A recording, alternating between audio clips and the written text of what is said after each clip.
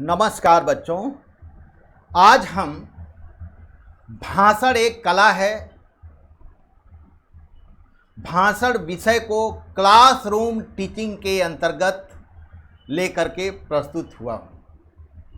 आज का विषय भाषण एक कला, भाषण किस प्रकार से दिया जाए, इस विषय पर हम चर्चा करने वाले हैं। और आप सभी लोग कृपया ध्यान से सुने और जिन जिन बातों का जिक्र किया जाए, जब भी आप किसी विषय पर कहीं पर आप भाषण देने जाएं, तो इन बातों को अपने भाषण के अंदर रखने का प्रयास करें, जिससे आपका भाषण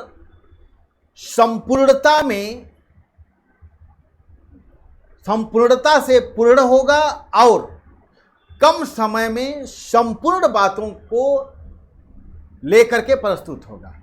तो इस बात का आप विशेष ध्यान देना दीजिएगा। भाषण आप देख सकते हैं, भाषण आपका विषय है। यहाँ पे हम जो है एक लाउड स्पीकर के माध्यम से प्रस्तुत कर रहे हैं। तो आइए देखते हैं भाषण। भाषण क्या है? लोगों के मन में यह बहुत विचार उठते हैं या उनके अंदर ये भावना उठती है, प्रश्न उठते हैं कि what is the speech, what is the भाषण, भाषण को हम क्या कहें। तो अगर एक दायरे में भाषण को बांधना चाहें तो आप कह सकते हैं, कई बार लोगों द्वारा यह प्रश्न किया जाता है कि भाषण क्या है या भाषण की परिभाषा क्या है। यदि सामान्य शब्दों में इसका उत्तर देना हो तो हम कह सकते हैं कि ये देखिए, ये पार्ट पूरा। भाषण वह विधा है जिसमें किसी विषय का धारा प्रवाह रूप में विवरण करते हुए विचारों तथा तथ्यों को लोगों के सामने व्यक्त किया गया हो। एक बार पुनः सुनिए। भाषण वह विषय है जिसमें किसी विषय का धारा प्रवाह रूप में विवरण करते हुए विचारों तथा तथ्यों को लोगों के सामने व्यक्त किया गया हो। तो विधा का तात्पर्य होता है कि किसी भी एक रचना को, एक रचना के रूप को विधा कहते हैं। जैसे आप कहानी को लीजिए, कहानी एक विधा है, उपन्यास एक विधा है, एकांकी एक विधा है, नाटक एक विधा है, रिपोर्टाज एक विधा है। उसी प्रकार से भाषण एक विधा है, यह एक स्वरूप है भाषा को प्रदर्शित करने का, जिसमें विषय का धारा प्रवाह रूप में विवरण करते हुए। यहाँ पर किसी विषय को कोई आपको टॉपिक दे दी गई, कोई विषय कोई दे दी गई, कोई सब्जेक्ट आपको दे दिया गया, उसका जो है धारा प्रवाह आप उसका विवरण देते हो और विवरण को धारा प्रवाह देते हुए एक सीढ़ीवार तरीके से उसका विस्तार करते जाते हो और इस प्रकार से अपने विचारों तथा तथ्यों को, जो आप विचार प्रस्तुत कर रहे हो, उसके लिए आप तथ्य प्रस्तुत करते हो। तथ्य का तात्पर्य यहाँ है एग्जाम्पल्स, उदाहरण, और एक प्रकार से आप प्रूफ करते हो कि whatever you are telling that is why it is correct, why it is you have to follow. यह आप जो है अपने दर्शकों को, अपने ऑडियंस को बताते हो अपने भाषण के दम पर, अपने बोलने की कला के दम पर आप अपनी बात उनके सामने प्रूफ करते हो एक प्रकार से। तो इसे हम भाषण, जितना अच्छा से आप प्रूफ कर सको उतना अच्छा आपका भाषण कहा जाएगा। यहाँ पर भाषण के कुछ अवयवों को मैंने रखा है। भाषण को कुछ भागों में बांट करके हमने आपको समझाने का प्रयास किया है कि आप जब एक भाषण तैयार करते हैं तो आप किन किन विषयों का, किन किन बातों का ध्यान रखेंगे। खास तौर पे होता क्या है कि आप लोग जाके डाउनलोड करते हो कुछ मटेरियल, उसे याद कर लेते हो और उसे जा कर के आप कहीं बोल देते हो, सभा सोसाइटी और जहाँ भी बोलना हो आपको। लेकिन आपको स्वयं ये देखना है कि जो मटेरियल आप कलेक्ट कर रहे हो उसमें ये सारी चीज़ें का ध्यान आप किस तरह से रखोगे। बस ऑलरेडी आप जो बोलते हो सही बोलते हो, लेकिन उसके समय उसके अंदर में इन सब चीज़ों का आप ध्यान किस तरह से रखोगे कि आपका जो भाषण कला है वह और ज़्यादा प्रभावी हो सके, और ज़्यादा इफेक्टिव हो सके, और ज़्यादा वैज्ञानिक हो सके, और ज़्यादा प्रामाणिक हो सके। इन सब बातों का ध्यान देते हैं। तो जैसे विषय होता है, कभी कभी आपको विषय दे दिया जाता है कि भाई आपको इस विषय पर बात करनी है। तो मान लीजिए कोई भी विषय, मान लीजिए कोई रिटायर हो रहा है, वहाँ पर आपको भाषण देनी है। तो आपको पहली बात कि आपके अपने विषय का सटीक चुनाव होना चाहिए। तो जब आप रिटायर होने वाले व्यक्ति के ऊपर भाषण देने जा रहे हो तो वहाँ पर आपका केंद्र बिंदु और आपका जो केंद्र बिंदु क्या होना चाहिए, इस बात पर आपको विशेष ध्यान देना होता है। कभी कभी क्या होता है कि लोग रिटायरमेंट पर किसी का जो सेवा काल समाप्त हो रहा है, सेवानिवृत्ति के अवसर पे भाषण देने जाते हैं, तो वे क्या करते हैं कि भाषण में जो चीफ गेस्ट आए हुए हैं या कोई विशेष अतिथि आए हुए हैं, उनका ध्यान जो है उस व्यक्ति पर चला जाता है और पूरा समय आप उस व्यक्ति के प्रचार प्रसार या उसके एक्सप्लेनेशन में, उसके विवरण बताने में आप लगा देते हैं। और आपको टाइम दिया गया है कि आप 3 मिनट बोल सकते हो या 2 मिनट बोल सकते हो या 1 मिनट बोल सकते हो। तो आप जो करते हो उसे मैं बुरा नहीं कर रहा हूँ। जो भी चीफ गेस्ट है, जो भी मुख्य अतिथि है, या जो भी वहाँ पर आए हुए महान व्यक्तित्व हैं, जो भी है, उन सबको भी आपको लेना है, लेकिन टाइम को आपको विशेष ध्यान देना है। तो आप जिसके बारे में, जिस व्यक्ति के रिटायरमेंट पे आप अपने विचार व्यक्त करने जा रहे हो, उस व्यक्ति के जीवन का एक संक्षिप्त विवरण, उस व्यक्ति के अच्छे कार्यों का एक संक्षिप्त कलेक्शन, उस कलेक्शन का एक तरीका होना चाहिए कि व्यक्ति कहाँ ज्वाइन किया, कब ज्वाइन किया, वहाँ की उपलब्धियाँ क्या रही, वहाँ की उसकी क्या विशेषताएं थी, फिर वो कहाँ आया, फिर यहाँ क्या क्या कार्य किया, वह बच्चों से किस तरह से इंटरेक्ट होता है, वह व्यक्ति का आम लोगों के प्रति कैसा व्यवहार होता है। ये सारी बातों को आप एक चरणबद्ध तरीके से बताते हो, तो आपका जो है कम समय में आप सब कुछ मतलब कि बता पाते हो। इसलिए आपका जो विषय हो उसका जो है सटीक चुनाव होना चाहिए।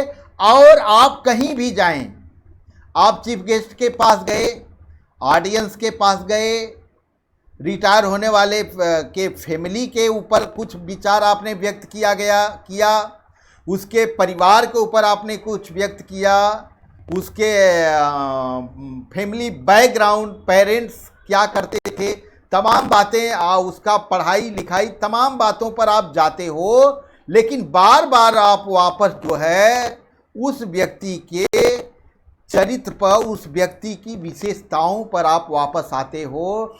और आप जब इस तरह से आप अपने विषय को प्रस्तुत कर रहे होते हो तो आपका जो भाषण होता है वो ज़्यादा प्रभावशाली कहा जा सकता है और ज़्यादा इफ़ेक्टिव कहा जा सकता है।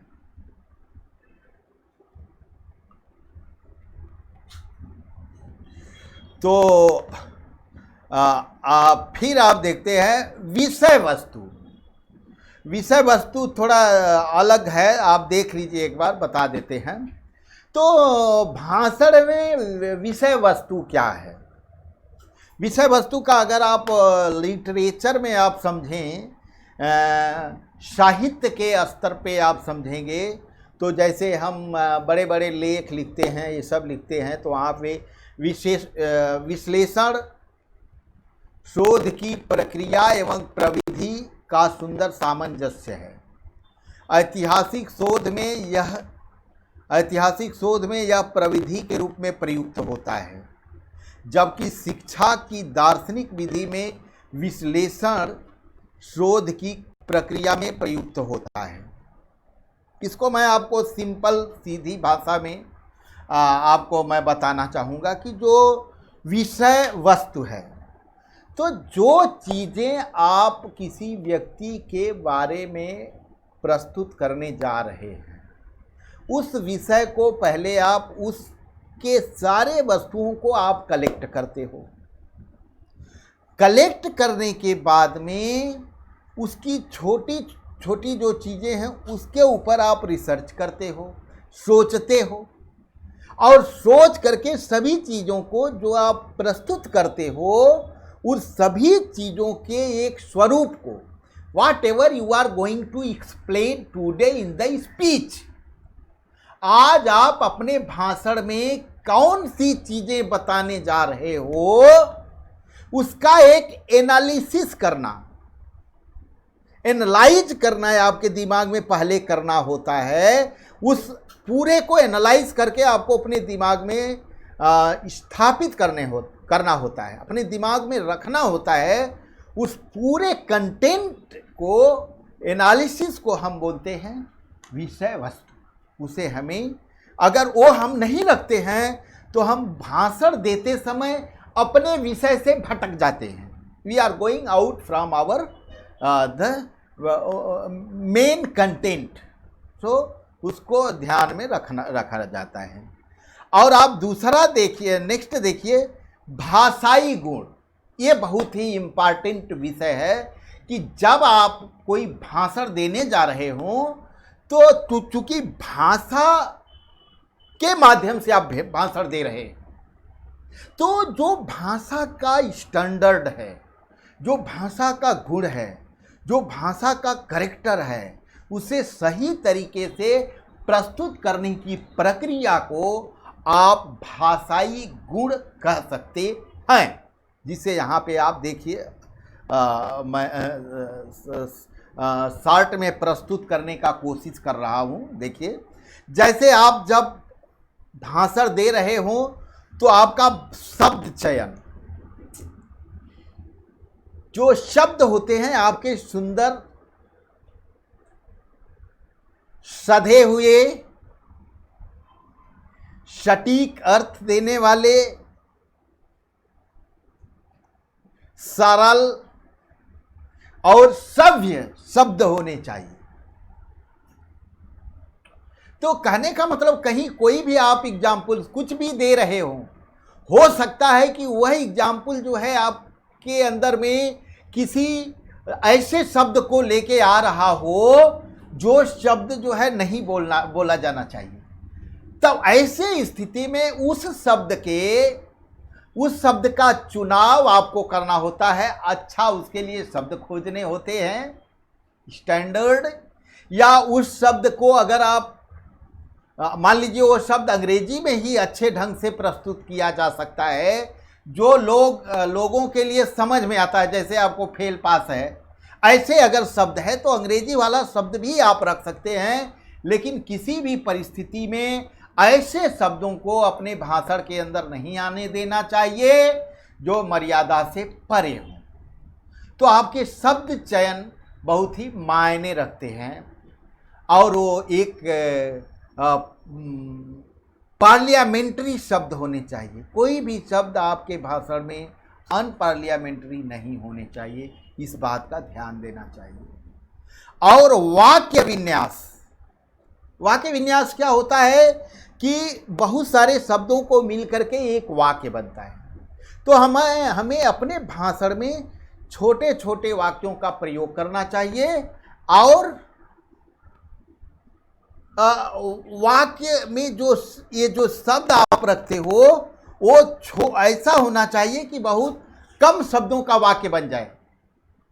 मैं वहां गया, जाकर के बैठ गया, थोड़ी समय बाद श्रीमान अध्यापक जी प्रस्तुत हुए, फिर हमने उन्हें प्रणाम किया, उनसे आशीर्वाद लिया और उनसे आग्रह किया कि महोदय कृपया हमें यह विषय बताने का कष्ट करें। तो छोटे छोटे वाक्य बनाएं, स्पष्ट वाक्य बनाएं, सरल शब्दों का चयन करें। ये शब्द चयन के समय में सरल शब्द, बहुत क्लिष्ट शब्द नहीं होने चाहिए, ऐसे शब्द होने चाहिए जो सामने वाले को आसानी से समझ में आ जाए। अच्छा, जब ये बात आप करें तो नेक्स्ट है, देखिए वर्तनी। वर्तनी मतलब कि जो सही उच्चारण है। Whenever you are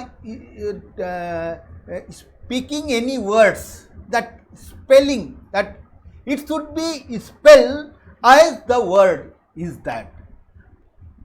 शब्द के अनुसार ही आप उसे बोलेंगे। अगर आप उसे गलत पढ़ेंगे तब आपके अंक किसी भाषण में कट सकते हैं, उसके लिए अंक होते हैं। अगर कहीं कंपटीशन में या प्रतियोगिता में आप भाग ले रहे हैं तो वर्तनी पर आपको ध्यान देना चाहिए। वर्तनी गलत होने से आपके कथन पर उसका प्रभाव पड़ता है। नेक्स्ट है व्याकरणिक नियम। तो हालांकि बहुत लोग व्याकरणिक नियमों का ध्यान नहीं देते हैं धारा प्रवाह प्रस्तुति में, भाषण के प्रस्तुति में, लेकिन अगर दिए जाएं तो भाषण और ज़्यादा प्रभावशाली बन सकता है।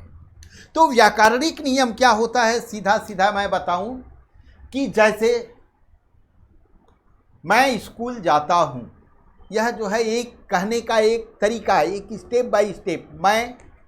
मैं जाने वाला करता, स्कूल कर,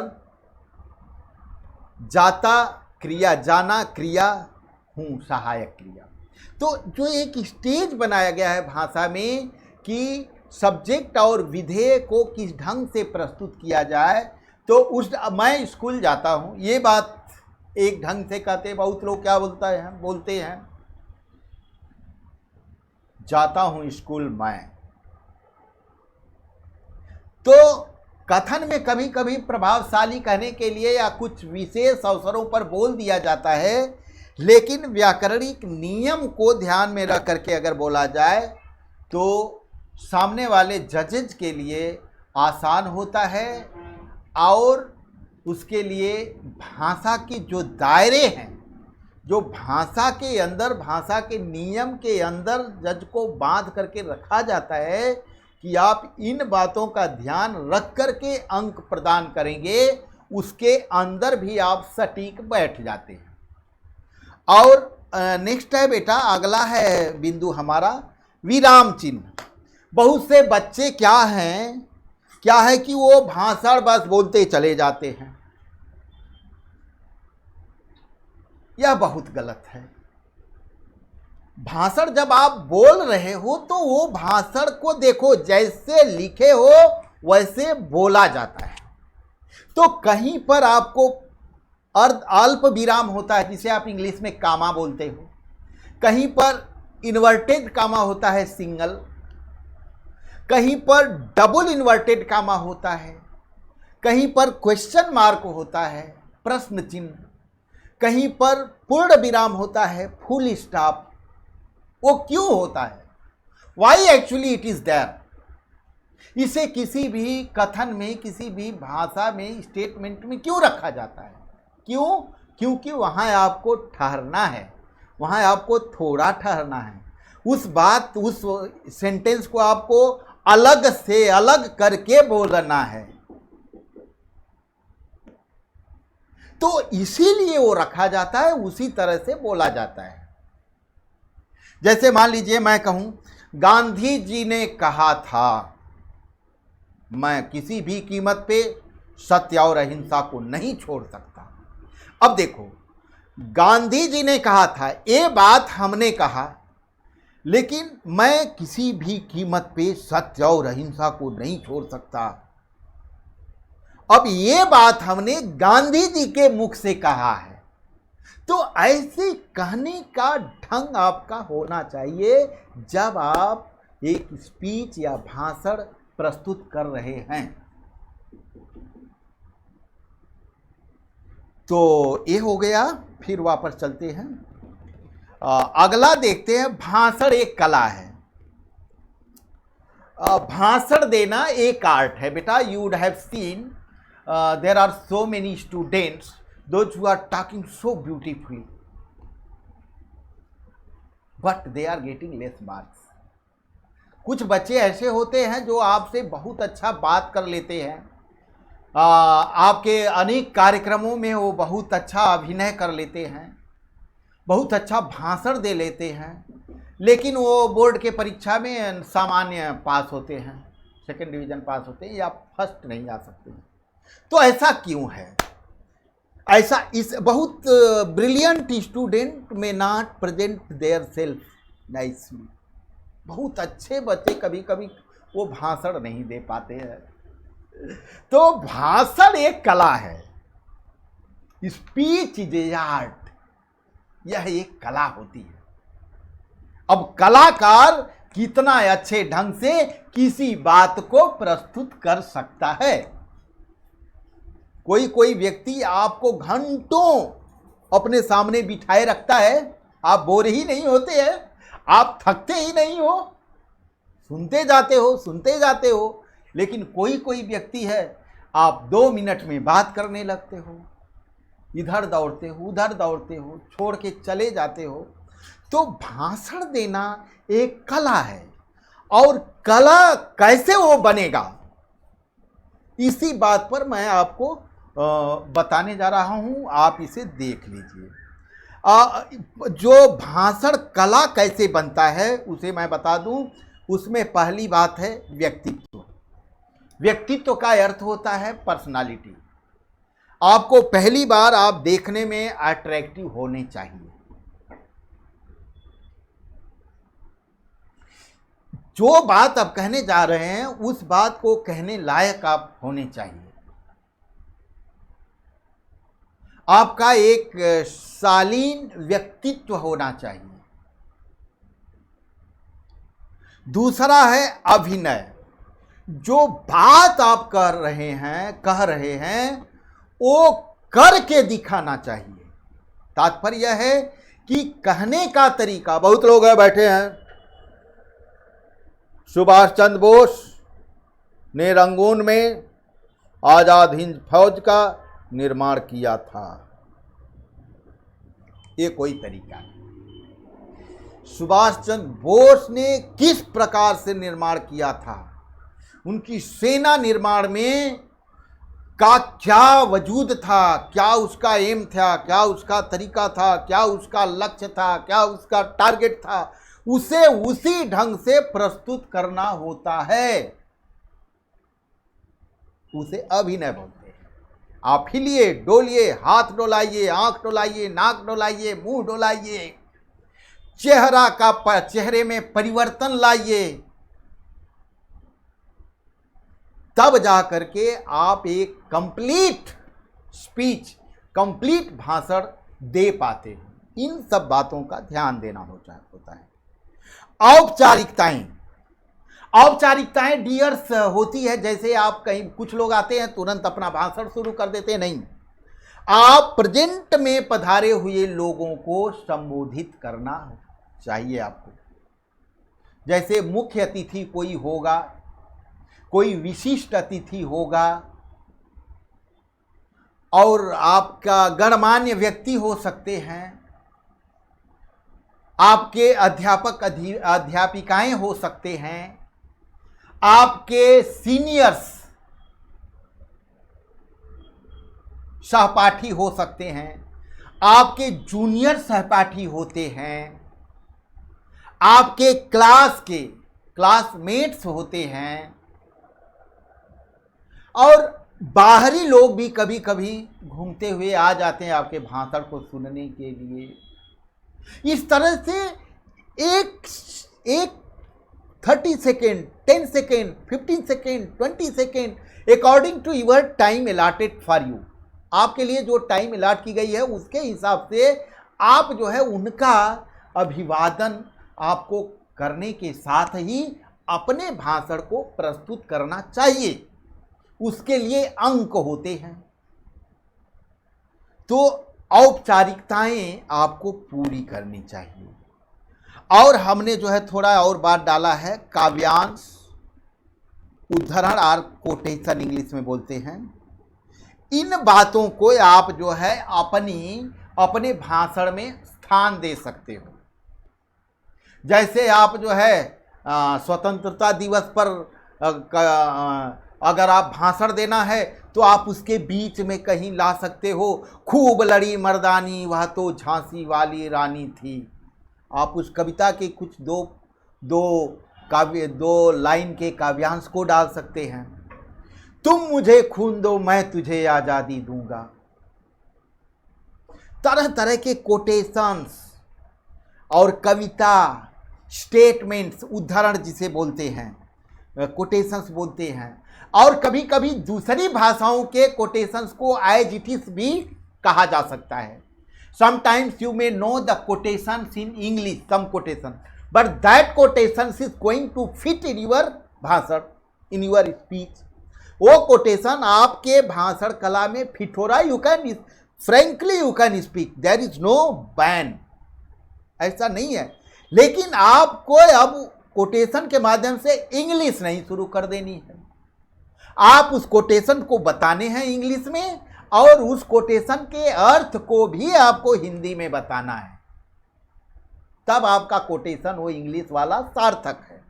इस तरह से आप जो है गांव की भाषा है, काव्यांश है, तरह तरह के ऐसे स्टेटमेंट्स जो है बड़े बड़े अब्दुल कलाम का है, गांधी जी का है, मंडेला का है, सुभाष चंद्र बोस का है, अंबेडकर का है, बड़े बड़े विद्वानों के कोटेशंस को आप डाल करके अपने भाषण को और ज़्यादा रुचिकर बना सकते हो। तो डियर्स, इन सब का आपको खूब ध्यान देना चाहिए। यहाँ पे मैं कुछ विषय सिर्फ दिया हूँ, इनके ऊपर आपके भाषण हो सकते हैं। विदाई पर भाषण देना होता है, कहीं स्वागत के लिए भाषण देना होता है, किसी को रिटायरमेंट पे भाषण देना होता है, कहीं आपको धन्यवाद ज्ञापन करना होता है, किसी कार्यक्रम में आपको लास्ट में धन्यवाद देना होता है। और रिश्तों पर, माँ के ऊपर, पिता के ऊपर, माता पिता दोनों के ऊपर, दादा दादी के ऊपर, लोगों के ऊपर भाषण देना होता है। भारत के ऊपर भाषण देना होता है बहुत बार, मेरा महान भारत, मेरा चिरस्थायी भारत, मेरा सोने की चिड़िया भारत, भारत की उपलब्धियाँ, भारत में जनसंख्या, आत्मनिर्भर भारत, तमाम प्रकार के बन सकते हैं। शिक्षा पर भाषण, द स्पीच ऑन एजुकेशन, और पर्यावरण के मुद्दे पर भाषण, स्वास्थ्य और कल्याण पर भाषण, महान व्यक्तियों, महान चरित्र के ऊपर भाषण, जैसे गांधी हुए, तमाम प्रकार के जो हमारे महान व्यक्तित्व वाले व्यक्ति हैं। नैतिक मूल्यों पर भाषण, आइडियल भाषण, और आयोजनों पर भाषण। कोई आयोजन हो रहा है, मान लीजिए आपको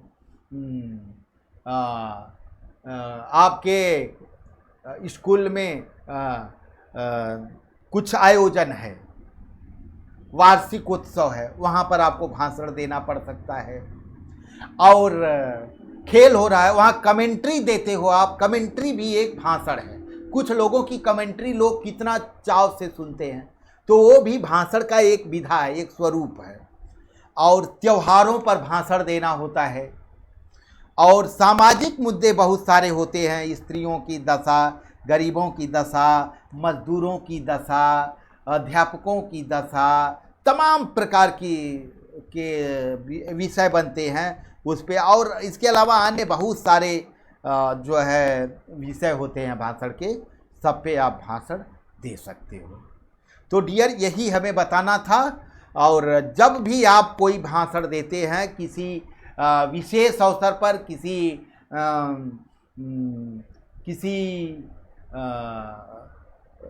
अवसर पर, तो आप इन बातों को ध्यान में रखा कीजिए। धन्यवाद, बहुत बहुत धन्यवाद।